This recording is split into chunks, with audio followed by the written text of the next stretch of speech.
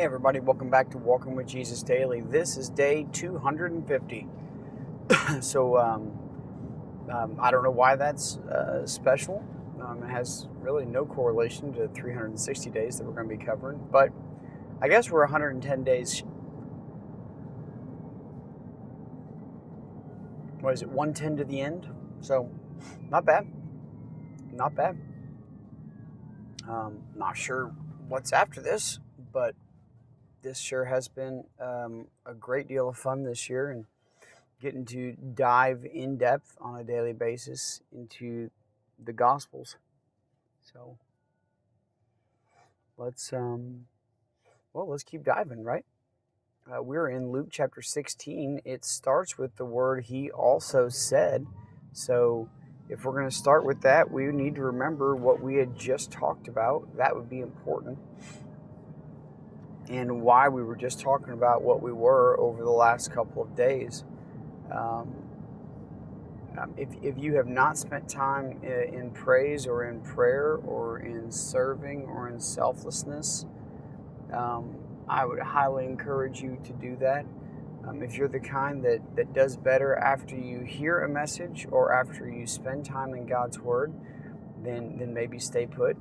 But if it takes a lot for you to listen intently or to read intently, it might be best for you to get up and do something first. That being said, let's dive into day 250 by looking back at the last couple days. Now back in Luke chapter 15, since we're in 16 today, back in Luke chapter 15, it talks about tax collectors and sinners drawing near to hear Jesus talk. And the scribes and the Pharisees were grumbling because Jesus was receiving sinners. He was eating with them. So he tells these three parables. The lost sheep, 1 in 100. The lost coin, 1 of 10. And the prodigal son, which this story actually has two lost people in it. Both of the sons of the father. One who left everything and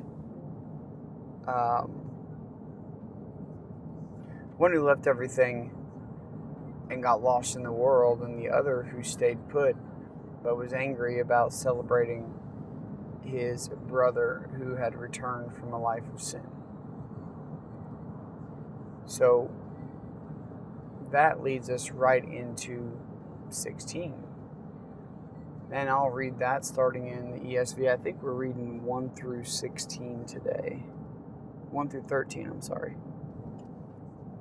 So let's pick up there. He also said to the disciples, "There was a rich man who had a manager, and charges were brought to him that this man was wasting his possessions. And he called him and said to him, 'What is this that I hear about you? Turn in the account of your management, for you can no longer be manager.' And the manager said to himself, 'What shall I do, since my master is taking the management away from me? I'm not strong enough to dig, and I'm ashamed to beg. I've decided what to do, so that when I am removed from management, people may receive me into their houses.' So summoning his master's debtors one by one, he said to the first, 'How much do you owe my master?' He said, 100 measures of oil. He said to him, 'Take your bill and sit down quickly and write 50. Then he said to another, 'And how much do you owe?' He said, 100 measures of wheat. He said to him, 'Take your bill and write 80. The master commended the dishonest manager for his shrewdness. For the sons of this world are more shrewd in dealing with their own generation than the sons of light. And I tell you, make friends for yourselves by means of unrighteous wealth, so that when it fails, they may receive you into the eternal dwellings. And that makes a little more sense there at the end. Because he goes on to say, one who is faithful in a very little is also faithful in much. And one who is dishonest in a very little is also dishonest in much. If then you have not been faithful in the unrighteous wealth, who will entrust to you the true riches? And if you have not been faithful in that which is another's, who will give you that which is your own?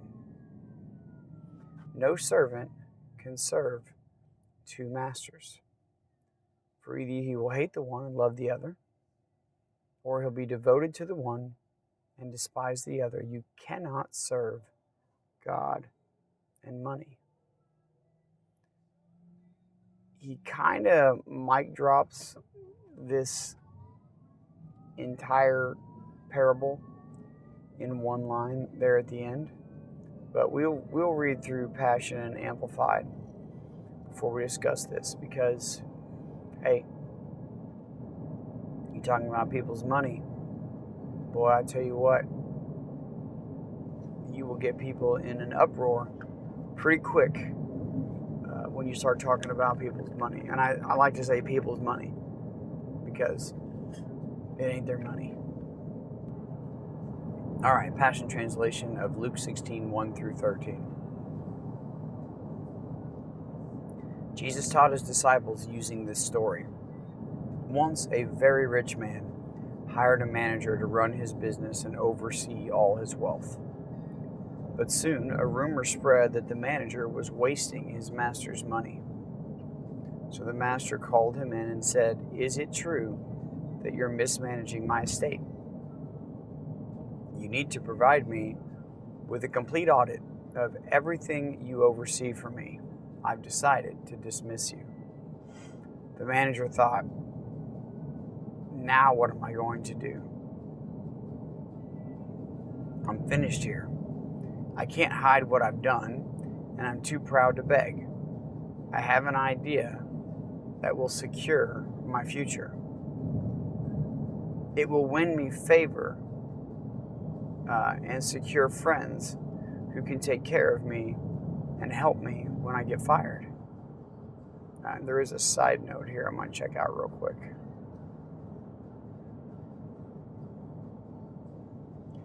It says the manager's words include an ancient Aramaic figure of speech, "I can't dig," which means it can't be buried or hidden. Interesting.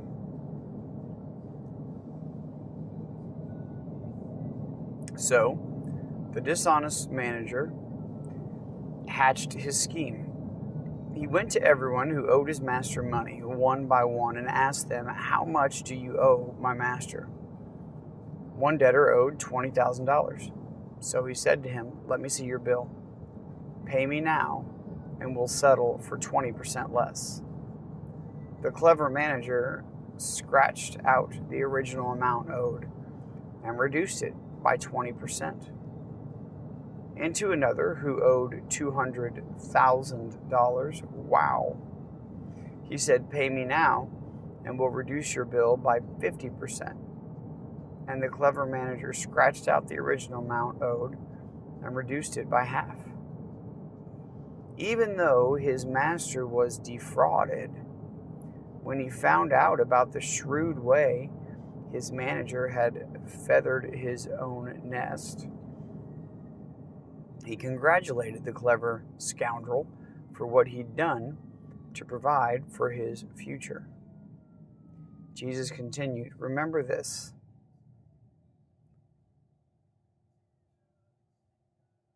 The sons of darkness interact more wisely than the sons of light. Use the wealth of this world to demonstrate your friendship with God by winning friends and blessing others. Then when it runs out, your generosity will provide you with an eternal reward."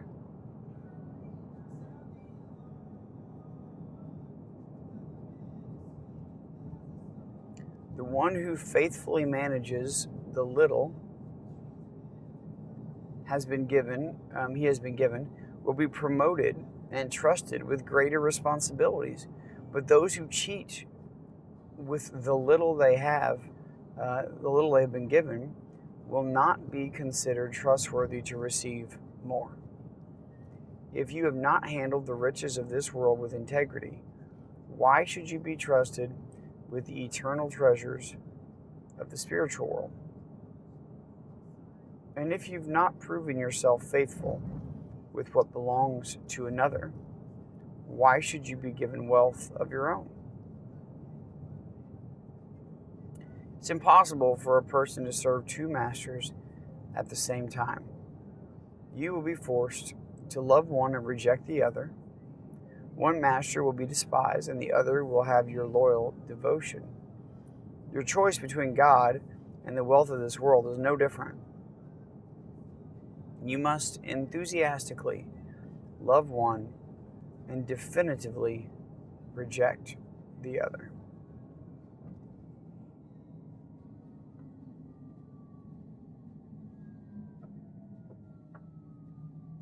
So, in some, you'll read the word mammon instead of money,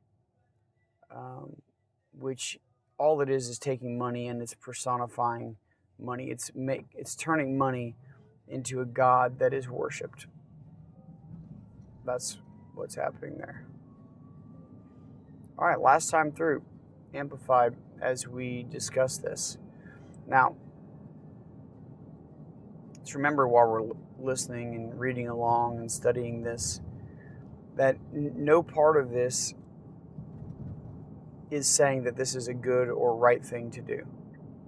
All right, so just to be clear, we're not saying here, hey,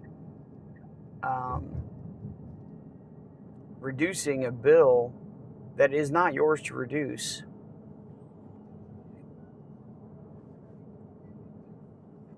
is the right thing to do. That's not what this is about.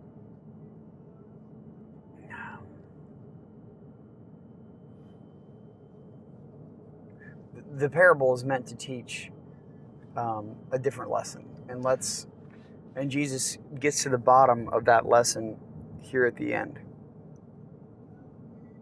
in verse 13. Now Jesus was also saying to the disciples, so we know who he's speaking to. He's speaking to the disciples. There was a certain rich man who had a manager of his estate. So you know that you have a great deal of money when you have somebody who looks after and manages your wealth.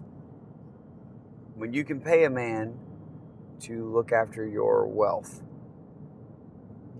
you're probably doing all right. And this rich man had accusations against this man. Accusations were brought up against this man, that this man was squandering his master's possessions.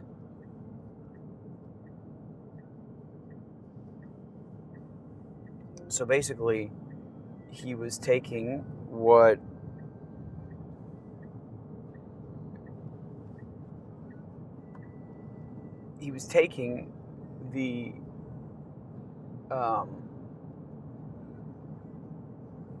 the money or the wealth and was wasting it, squandering it. And this had gotten back to the rich man. And if you are a rich man or a shrewd businessman or whatever you would want to call it, you wouldn't want another person wasting your wealth.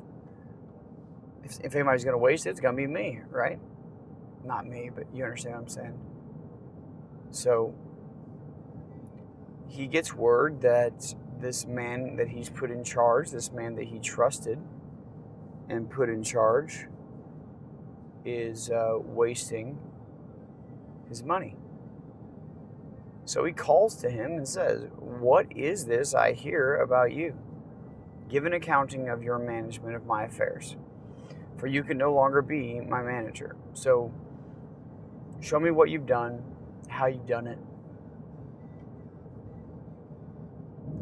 I don't trust you anymore. Not with my wealth, not with what I've given you. The manager of the estate said to himself, what will I do since my master is taking the management away from me? How am I going to work? I'm not strong enough to dig for a living, or as the other version talks about in the Aramaic, everything will be brought to light. And I'm ashamed to beg, which I'm not sure about which one to follow, but it all makes sense, right? I'm too old to dig. I'm too old to do manual labor. I'm too ashamed to beg, so I'm not going to do that. I have an idea. Just in the same way that I've been using my master's money in whatever way that I've wanted to and getting away with it, just in the same way that I've used my shrewdness in managing his wealth, here's what I'm going to do. He's going to fire me anyway.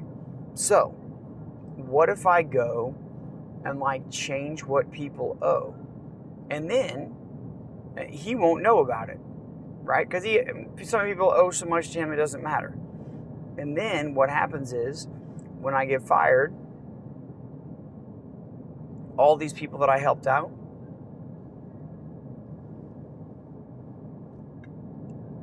they'll help me out. And I'll have a place to stay, or I'll have food to eat, or whatever. I am investing in a future that is most definitely coming. And that future is me unemployed with nothing. So I'm going to need help. I know what I'll do so that when I am removed from the management, people who are my master's debtors will welcome me into their homes. So he summoned his master's debtors one by one, and he said to the first, how much do you owe my master? He said, 100 measures of olive oil. Okay. And he said to him, take your bill, sit down quickly, and write 50. So we went from 100 to 50.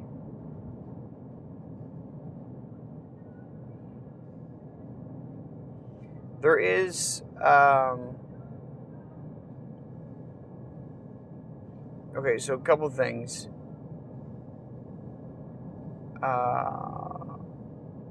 It is saying that a Hebrew unit of measure equaling about 7 to 8 gallons of olive oil. It's also making an assumption here. It's possible the manager was releasing the debtors from the unlawful interest he was charging them. So that's an interesting way to look at it. I'm just going to make this right. So maybe this man was trying to go out and do the right thing before he couldn't do the right thing anymore. I don't know. Then he said to another, how much do you owe? And he said, 100 measures of wheat. He said to him, take your bill and write 80. And his okay, so we'll get to the next one in a second. I guess 1 core equaled 10 to 12 bushels. So, okay. So this is what he's done. He's gone behind his back. He's changed what is owed. He's signed it himself so that everything is secure and you can't do anything about it, I guess. So his master commends him. The guy who's going to fire him commends the unjust manager, not for the misdeeds, not for even poorly managing the estate, but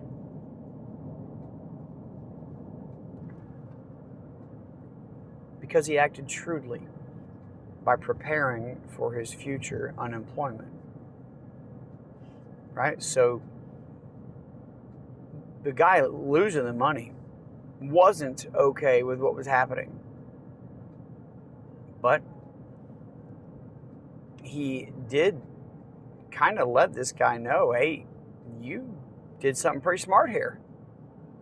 You know, if only you had been this smart while you were managing my money and taking care of things, maybe you'd still have a job. But he didn't commend him for being untrustworthy, but for preparing for the future that was coming. So Jesus goes on to say, the sons of this age, the non-believers, are shrewder in relation to their own kind. That is, to the ways of the secular world. They are better and more shrewd in the ways of the world than are the sons of light, the believers.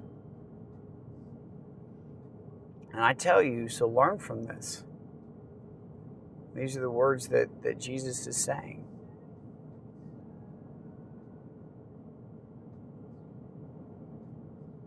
Make friends for yourselves forever, in eternity, by means of the wealth of unrighteousness.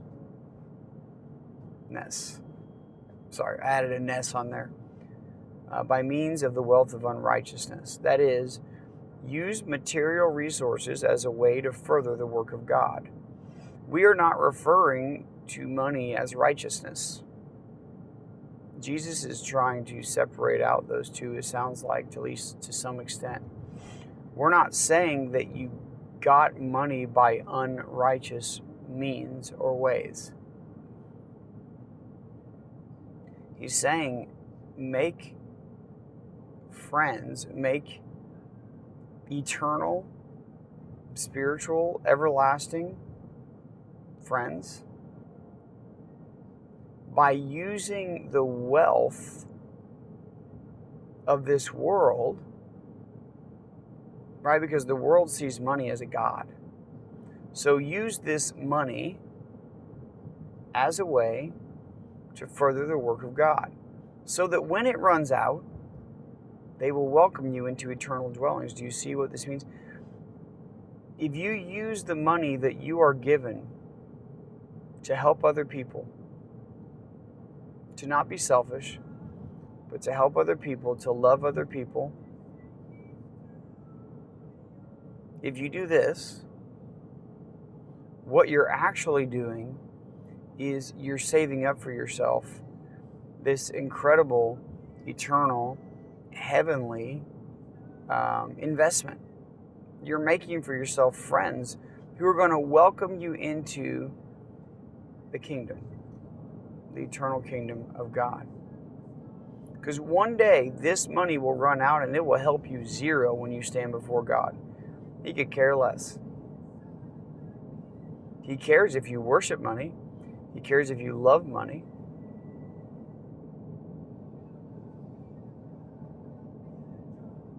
(10, 11, 12, and 13),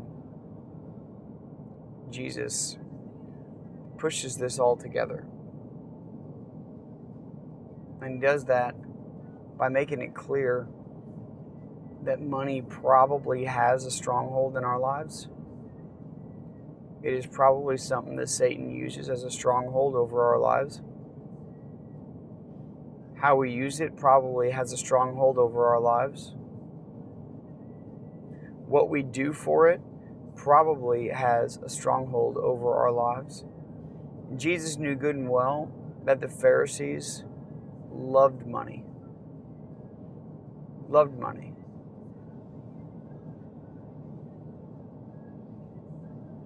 It can get a stronghold on us quick.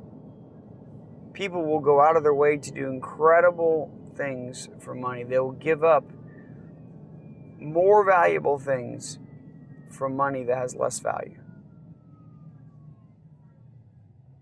He who is faithful in a very little thing is also faithful in much. And he who is dishonest in a very little thing is also dishonest in much. This says a lot. This is the person, I'll give you an example, and this is not a toot my own horn kind of thing, but just a natural instinct, okay? Last night I went to Publix, and they have these new root beers. It's like ice cream sundae or something. I don't know, zero sugar. And I'm like, a friend of mine, John Rucker, he, as my son likes to call him, John Rucker. Um, he brought these over while we were working on stuff on the house, and I think they're delicious. Anyway, he texted me that they're buy two, get one free, but tonight was the last night, so last night I had to go to the Publix on the way home, and I had to pick some up. I don't ever buy soft drinks, ever. They are filled with toxins. That being said, I went there, and I bought them, and I went to the self-checkout. And I only went to the self-checkout because I knew I was going to have a problem, because I love not for things not to go smooth, right? And sure enough, it rings up all three of them, and the one isn't free. So I'm explaining to the guy. He can't find it online. I'm like, dude, I'm not lying to you. We can walk back there if you want. But I had to pick these up over the sign that said buy two, get one free. So he goes through and he deletes two of the three. So a part of me in the flesh is like, yeah, buy one, get two free. Thanks, dude. This guy just did me a favor. But the real part of me was like, hey, I should say something here. It's $10. It really matters zero. It really didn't matter any if I just paid the $10. Okay? But the point was, that wasn't the deal. And the other point was, now the deal that I'd gotten also wasn't the deal. And how in the world could I be entrusted in anything if the secrets of this world, the small $10 things, the $1 things, if I can't be truthful in these things, how could I possibly be truthful in anything else? I'm unworthy. They're like, well, I mean, if it was like $200, you'd be honest. I'm like, the feeling wouldn't be different.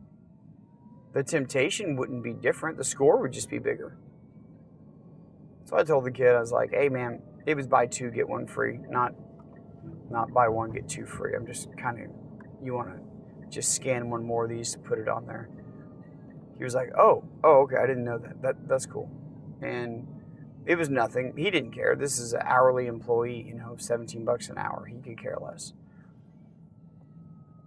But my boys were with me, and they saw that it was the right thing to do. They don't know how I felt. They don't know what was going on in my mind, right? They didn't hear me reasoning and justifying how it was no big deal. It was $10, and you've already spent $400 billion in Publix this month, and at the very least, they should owe you a 12-pack. I mean, come on, I should be owed this. I spent enough money here, right? We can justify ourselves into a corner quick. It's just easy to just be honest quickly and move on. So it's not a toot my own horn, because the original horn that I was trying to toot was one that said, yeah, got a freebie, let's go. No. Instead it was, I got to do the right thing with everything, because if I am unholy in just a little bit, I will be unholy with a lot. This could lead to something that I am really not interested in being led to. It says, therefore, if you have not been faithful in the use of earthly wealth, so in the use of money or in things or possessions, if you're not faithful in how you use these things, who will entrust true riches to you? Who will entrust to you the riches of the kingdom, of the eternal spiritual kingdom?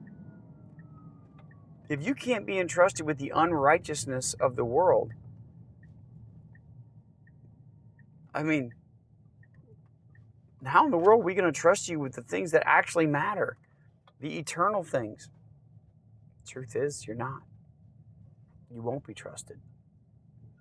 And you won't have to worry about it, because it won't even be an opportunity for you to be trusted. Right? It won't even be an option.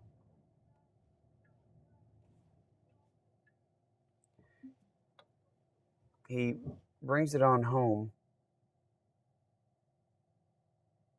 in 12 and 13. And if you have not been faithful in the use of that earthly wealth which belongs to another. It's not even yours. It belongs to the world. You think about it. That's who it belongs to. It's not your money. It's not your wealth. Money and wealth are things of the world, not of the kingdom.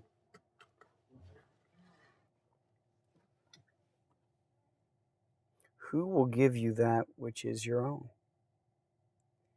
If God is giving to you, blessing you, providing for you, and seeing what you do with what He has, approving of yourself, if you will, you're never going to have your own to do anything with.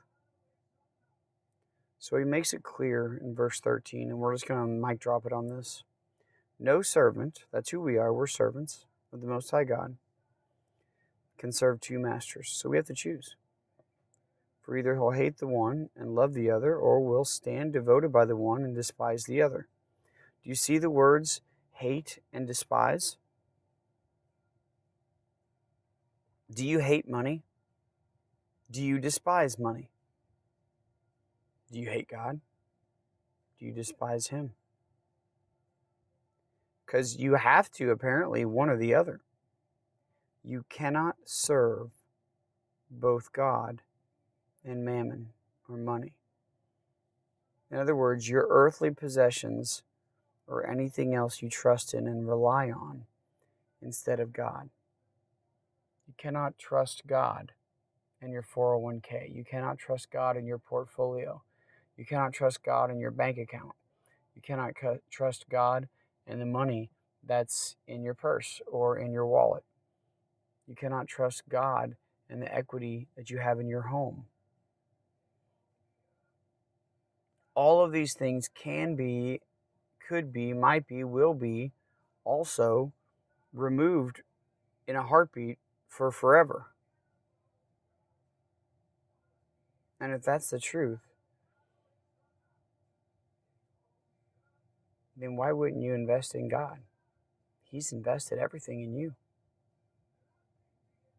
Don't take this passage as small. Make it bigger in your life than it should be. Think about the idea of how you feel about money. Now think about if you woke up tomorrow and your entire account, your retirement, everything was drained, and it was just you and God. How upset would you be? You didn't lose God. You just lost your God. Think about how upset that would make you. What about if somebody just left you $10 million?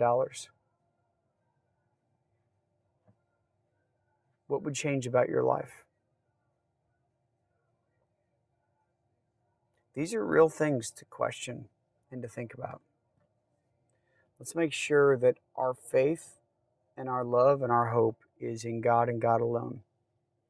And the money has no stronghold on us whatsoever. None. Just like being honest about a 12-pack of root beer Sunday floats, which they're delicious, by the way. Zeros.